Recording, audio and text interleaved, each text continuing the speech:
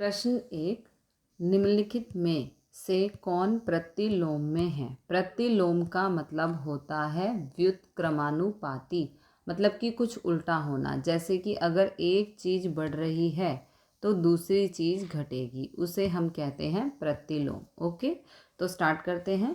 Number 1 पे हमें दिया है किसी कार्य पर लगे व्यक्तियों की संख्या और उस कार्य को पूरा करने में लगा समय। यहाँ प्रतिलोम समानुपात है, क्योंकि यदि व्यक्तियों की संख्या कम होगी तो कार्य को पूरा करने में अधिक समय लगेगा। देखो उल्टा हो गया है ना, व्यक्तियों की संख्या कम होगी तो कार्य को पूरा करने में अधिक, ये कम था तो अधिक हो गया है ना, उल्टा हो गया, तो इसलिए प्रतिलोम समानुपात है। 2 में दिया है एक समान चाल से किसी यात्रा में लिया गया समय और तय दूरी। यहाँ प्रत्यक्ष समानुपात है, क्योंकि जितना अधिक समय होगा उतनी अधिक दूरी तय होगी।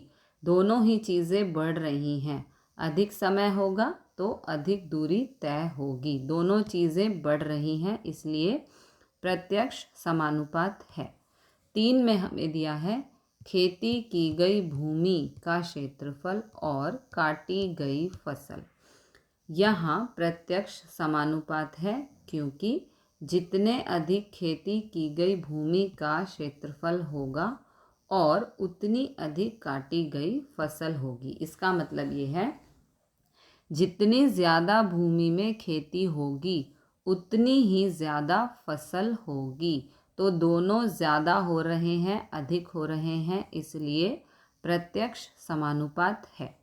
4 में दिया है एक निश्चित यात्रा में लिया गया समय और वाहन की चाल। ओके, यहाँ प्रतिलोम समानुपात है। प्रतिलोम को व्युत्क्रमानुपाती भी कहते हैं, क्योंकि यदि वाहन की चाल अधिक होगी तो यात्रा में लिया गया समय कम होगा। देखो उल्टा हो गया, चाल अधिक होगी तो समय कम लगेगा, तो यहाँ पर प्रतिलोम समानुपात है।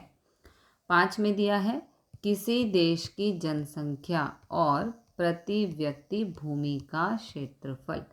यहाँ प्रतिलोम समानुपात है, क्योंकि देश की जनसंख्या जितनी अधिक होगी प्रति व्यक्ति भूमि का क्षेत्रफल उतना ही कम होगा। देखो उल्टा हो गया, जनसंख्या अधिक होगी तो भूमि का क्षेत्रफल कम होगा, मतलब कि जितने लोग ज़्यादा बढ़ते जाएंगे उतनी ही रहने की जगह कम मिलती जाएगी। तो यहाँ पर प्रतिलोम समानुपात